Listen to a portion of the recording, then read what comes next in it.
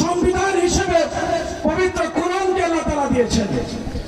আর যেখানে কোরআনের কথা হতো, কোরআনকে নিয়ে আলোচনা হতো, সে কোরআনকে স্তব্ধ করে দেওয়ার জন্য, কোরআনের কথাকে বন্ধ করে দেওয়ার জন্য কোরআনের মাহফিলগুলোকে নিষিদ্ধ করা হয়েছিল।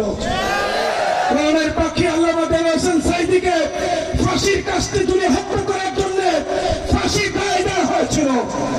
সম্মানিত ভাইরা, আমার সুযোগ হয়েছিল আল্লামা দেলোয়ার হোসেন সাঈদীর সাথে কারাগারে থাকা।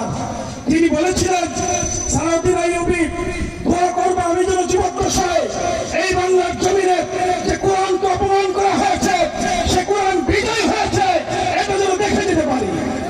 আমরা বিশ্বাস করি আল্লামা সাঈদী দেখে যেতে পারেননি, কিন্তু এই বাংলার মাটিতে একদিন না একদিন কোরআনকে আল্লাহ তাআলা বিজয় করবেন ইনশাআল্লাহ। এবং সেই যাত্রা কাপাসিয়া থেকে শুরু হবে ইনশাআল্লাহ। আপনারা কোরআনের সাথে থাকবেন তো ইনশাআল্লাহ। আল্লাহ তাআলা আপনাদেরকে কবুল করুন, আমাদেরকে মাঠে থেকে কোরআনের কথা বলার জন্য, কোরআনের নেতৃত্ব দেওয়ার জন্য সুযোগ করে দিন। আমিন। ওয়া আখিরু দাওয়ানা আলহামদুলিল্লাহি রাব্বিল আলামিন।